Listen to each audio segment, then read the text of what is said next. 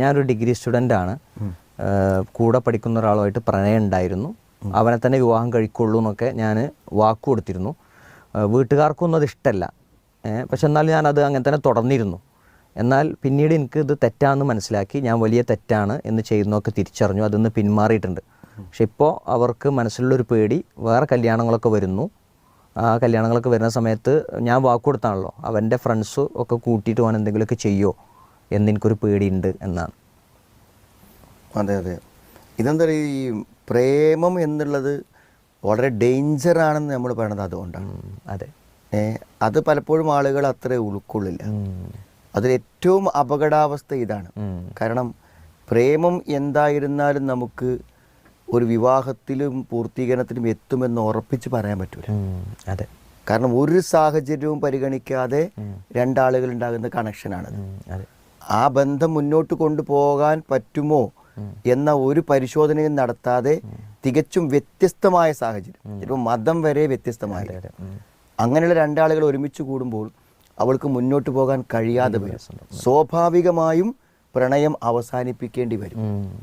അപ്പോൾ ആ പ്രണയം അവസാനിപ്പിക്കേണ്ടി വരുമ്പോൾ പ്രത്യേകിച്ച് പുരുഷന്മാരുടെ ഭാഗത്തു നിന്നാണ് ഇതുണ്ടാവുക, പ്രതികാരം. അതായത് സ്നേഹം ഏറ്റവും വലിയൊരു പ്രതികാരമായി മാറുകയും ഇനി എങ്ങനെയാണെങ്കിൽ നീ ജീവിക്കണ്ട എന്നൊരു അവസ്ഥയിലേക്ക് അവർ കൊണ്ടുവരും ചെയ്യണം. അതുകൊണ്ടാണ് പലപ്പോഴും. അപ്പോൾ ഇതിപ്പോൾ നമ്മളവരെ ഭയപ്പെടുത്താൻ വേണ്ടി പറയല്ല, പ്രേമിക്കുന്നവരോടെല്ലാവരോടും നമുക്ക് പറയാനുള്ളൊരു കാര്യമാണ്. കാരണം ഒരു തെറ്റിൻ്റെ ഭവിഷ്യത്തുകളെ മാത്രം നമുക്ക് തടുക്കാൻ പറ്റില്ല. തെറ്റിനെ നമുക്ക് തടുക്കാനാവും, പക്ഷെ തെറ്റുകൊണ്ടുണ്ടാകുന്ന അനന്തരഫലങ്ങളെ തടുക്കുന്നതിന് എന്തുണ്ട്, പരിമിതികളുണ്ട്. മദ്യപിക്കാതിരിക്കാൻ അവർക്ക് പറ്റും, പക്ഷെ മദ്യപാനം കൊണ്ടുണ്ടാകുന്ന രോഗങ്ങളെയോ ബുദ്ധിമുട്ടുകളെയോ കുടുംബചിത്രതയോ ഒന്നും പ്രതിരോധിക്കാൻ ആ സമയത്ത് പറ്റിക്കോളുന്നില്ല. അപ്പം അത് പ്രേമത്തെ വേണ്ടെന്ന് വെക്കാൻ പറ്റും, പക്ഷെ പ്രേമത്തിൻ്റെ അനന്തരഫലങ്ങളെ വേണ്ടെന്ന് വെക്കാൻ പറ്റിക്കോളുന്നില്ല.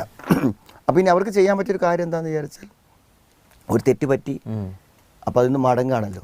അപ്പോൾ സ്വാഭാവികമായി എന്ത് ചെയ്യണം, ഇത് തൻ്റെ മാതാപിതാക്കളെ ബോധ്യപ്പെടുത്തിയിട്ട് ഇതിന് അവരുടെയൊക്കെ ഒരു അഡ്വൈസ് സ്വീകരിച്ചിട്ട് എന്ത് ചെയ്യണം, ഈ പ്രശ്നത്തിന് പരിഹാരം ഉണ്ടായിരിക്കണം. ഒറ്റയടിക്ക് അവനോടത് പറയാതെ അവൻ്റെ ബന്ധുക്കളെയും ആളുകളെയൊക്കെ ബന്ധപ്പെട്ടിട്ട് വിവാഹത്തിട്ട് മുന്നോട്ട് പോകാനുള്ള അപ്രായോഗികത ബോധ്യപ്പെടുത്തിയിട്ട് എന്ത് ചെയ്യണം, ക്രമേണ അതിന് ഒഴിവാകുക എന്നുള്ളതാണ് ഏറ്റവും ഭംഗിയായ കാര്യം. സത്യത്തിൽ ഈ സഹോദരി പ്രകടിപ്പിക്കുന്ന ഒരു ഭയം എന്നുള്ളത് നമുക്ക് ഗൂഗിൾ പേടിക്കണമെന്ന് പറയാൻ പറ്റില്ല. കാരണം അതിൽ അങ്ങനത്തെ പ്രശ്നങ്ങളുണ്ട്. അപ്പോൾ അത് തരണം ചെയ്യാൻ എന്ത് ചെയ്യണം, ബന്ധുക്കളുടെയും മാതാപിതാക്കളുടെയൊക്കെ സഹായത്തോടു കൂടെ ശ്രമിച്ചാൽ ഇന്നത്തെ കാലല്ലേ ഒരു പ്രശ്നമില്ല, അതിന് സുരക്ഷിതമായ വഴികൾ അന്വേഷിക്കാനും കണ്ടെത്താനും പറ്റുന്ന കാര്യത്തിൽ സംശയമില്ല. ഇപ്പം അക്രമങ്ങൾ ധാരാളം ഈ പ്രണയത്തിന് പിന്മാറിയതിന് ശേഷം പ്രണയത്തിൻ്റെ പകകൾ, കൊലപാതകങ്ങളൊക്കെ ഉണ്ടായിട്ടുണ്ട്.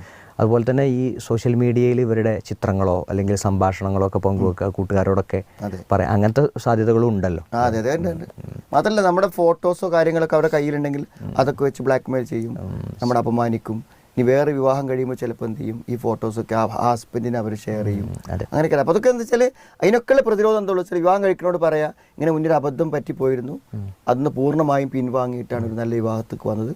അപ്പോൾ അത് സംബന്ധമായ വല്ല കാര്യങ്ങളും കേൾക്കുമ്പോൾ ഞാനത് അന്നത്ത് വന്നൊരു അബദ്ധമാണ് എന്ന് മനസ്സിലാക്കണമെന്ന് സാഹചര്യത്തിൽ എന്ത് ചെയ്യണം, പറയേണ്ടി വരും. വിവാഹത്തിന് ശേഷമെങ്കിലും ബോധ്യപ്പെടുത്തിയാൽ അതിൻ്റെ ബുദ്ധിമുട്ടുകൾ നീങ്ങും. അതേപോലെ തന്നെ മാതാപിതാക്കളുടെ വിവരങ്ങൾ പറയുമ്പോൾ ഓരോ സംഭവങ്ങൾ ഉണ്ടാകുമ്പോൾ അവർക്കതിനെ മാനേജ് ചെയ്യാൻ പറ്റും. പലപ്പോഴും ഇത്തരം പ്രണയങ്ങളൊക്കെ ഇവർ സ്വകാര്യമായി കൊണ്ടുനടക്കുമ്പോഴാണ് ഇതിൻ്റെ ഭവിഷ്യത്തുകൾ അവരിൽ തന്നെ എത്തിച്ചേരാനുള്ള കാരണം.